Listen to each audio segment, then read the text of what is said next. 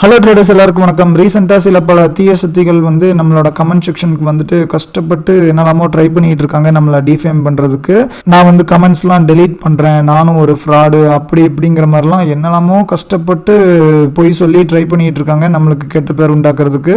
So அதுக்கப்புறம் போய் check பண்ணுங்க, ஆக்சிடெண்ட்டாக அந்த கமெண்ட்ஸ்லாம் டெலீட் ஆயிருக்கான்னு. அதெல்லாம் டெலீட்டே ஆகலை. சும்மா இவங்க எல்லா வீடியோஸ்லேயும் போய் இதே மாதிரி கமெண்ட் பண்ணிகிட்டு இருக்காங்க சில பேர்லாம். ஸோ இதுக்கெல்லாமும் நம்ம ஆல்ரெடி ஹேட்டர்ஸ்க்குலாம் ஒரு எக்ஸ்ப்ளனேஷன் கொடுத்தாச்சு, நிறைய பேருக்கு தெரியும். ஸோ என்ன நிறைய பேர் கெட்ட வார்த்தையில் கூட திட்டிருக்காங்க. அந்த கமெண்ட்ஸ்லாம் கூட அப்படியே தான் வச்சுருப்பேன், நான்லாம் டெலீட்டே பண்ண மாட்டேன். அந்தளவுக்கு தான் டிரான்ஸ்பரண்ட்டாக இருக்க போது நம்ம சேனலுங்கிற மாதிரி ஆல்ரெடி ஒரு எக்ஸ்ப்ளனேஷன் உங்கள் எல்லாத்துக்குமே கொடுத்தாச்சு.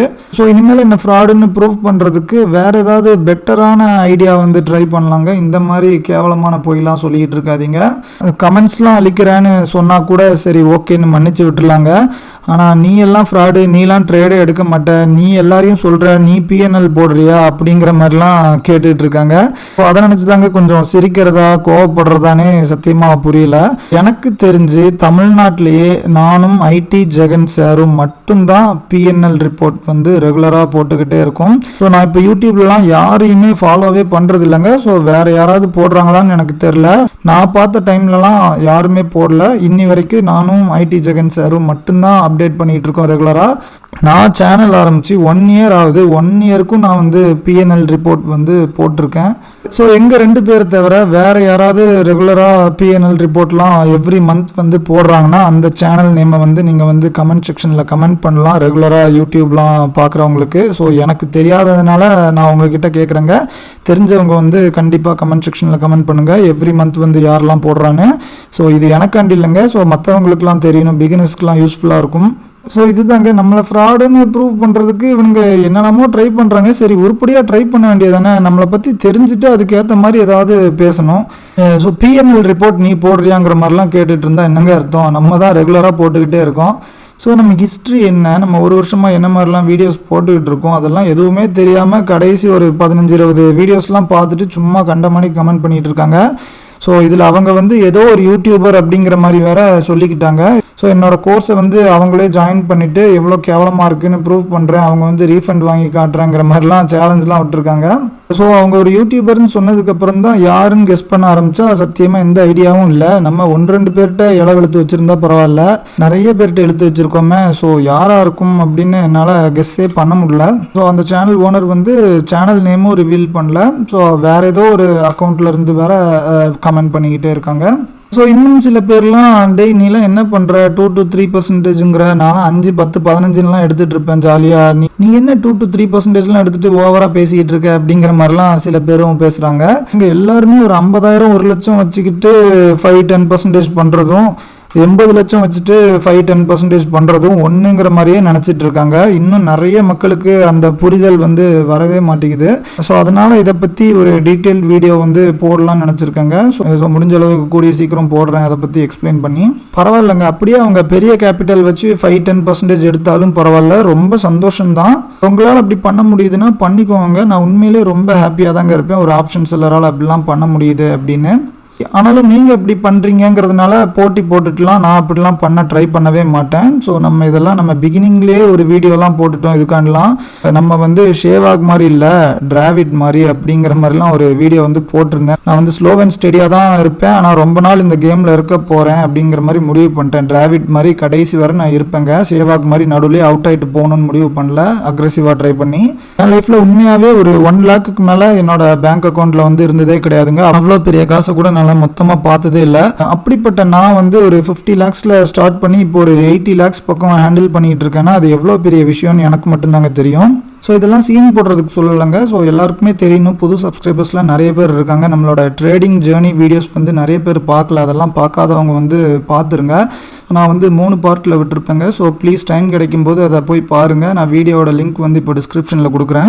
ஸோ அதுலேயே நான் சொல்லியிருப்பேங்க. ஸோ இந்த அமௌண்ட் நான் எப்படி கேதர் பண்ணேன், ஏன் என்னால் பெருசாலாம் ரிஸ்க் எடுக்க முடியாது, ஏன் இப்படி கன்சர்வேட்டிவான டார்கெட் வச்சுருப்பேன் அப்படிங்கிற மாதிரிலாம் எல்லாத்துக்குமே தெளிவான எக்ஸ்பிளனேஷன் கொடுத்துருப்பேங்க. ஸோ நான் இந்த கேமுக்குள்ளே வரும்போதே நம்மளோட டார்கெட் இப்போதைக்கு 2 to 3 தான் அப்படின்னு செட் பண்ணி வந்திருக்கேன். ஸோ அதே மாதிரி நான் டிசிப்ளின்டாக இருக்கணும்னு நினைக்கிறேங்க. ஸோ நீங்கள் என்ன வேணாலும் நினச்சிட்டு போவாங்க, எனக்கு பிரச்சனையே இல்லை. ஸோ நம்ம மற்றவங்க முன்னாடி நான் 10% பண்ணுறேன் 20% பண்ணுறேன்னு சீன் போடணும்லாம் எனக்கு அவசியமே இல்லை.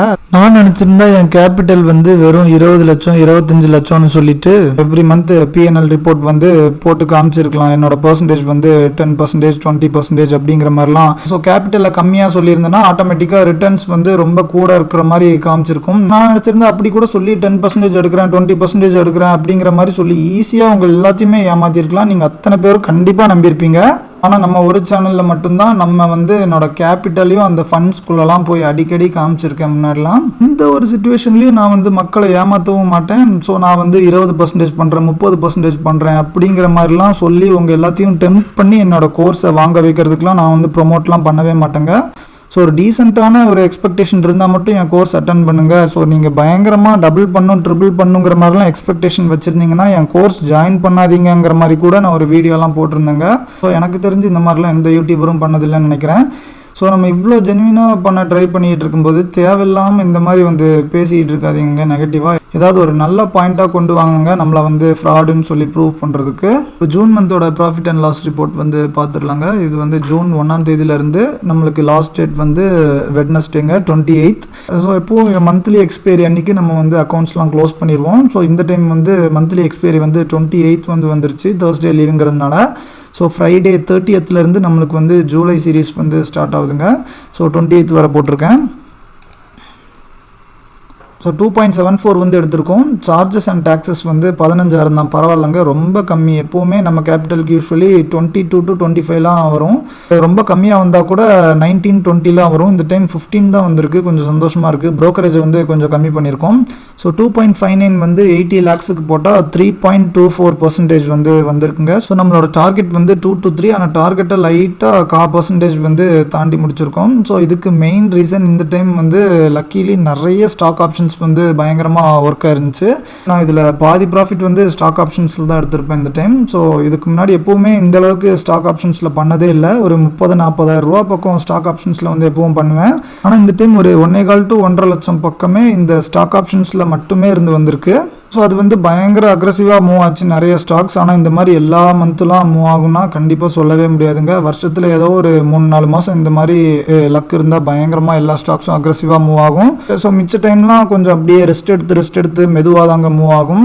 பரவாயில்ல, ஜூன் சீரியஸ் நினச்சி கொஞ்சம் ஹாப்பியாக தான் இருந்துச்சு. ஏன்னா ஜூனில் ஃபஸ்ட் நாளே ஒரு நல்ல ப்ராஃபிட் வந்து வந்துச்சு எக்ஸ்பைரி டே அன்றைக்கி. ஸோ அந்த மந்த்தே பாசிட்டிவாக ஸ்டார்ட் பண்ணோம், அதனால் நல்லபடியாக முடிஞ்சிருக்கு. ஆனால் ஜூலையில் கொஞ்சம் பயமாக தான் இருக்குது. இந்த முதல் நாளே கொஞ்சம் லைட்டாக லாஸ் பண்ணி வச்சிருக்கேன். அதனால ஜூலை வந்து ஒரு நெகட்டிவ் ஸ்டார்ட்டாக இருக்குது. சரி, எப்படி முடியுது அப்படிங்கிறத பார்க்கலாம் இந்த மந்த் எண்ட். ஸோ நீங்கள் வந்து எவ்வளோ ரிட்டர்ன்ஸ் வந்து பண்ணியிருந்தீங்க, பையர்ஸ் எவ்வளோ பண்ணீங்க, செல்லர்ஸ் எவ்வளோ பண்ணியிருந்தீங்கன்னு மறக்காமல் கமெண்ட் செக்ஷனில் கமெண்ட் பண்ணுங்கள். ஸோ நம்மளோட டிரான்ஸ்பரன்சி பிடிச்சிருந்தா ப்ளீஸ் இந்த வீடியோவை வந்து லைக் பண்ணுங்க. இன்னொரு நல்ல வீடியோவில் சந்திக்கலாம். நன்றி.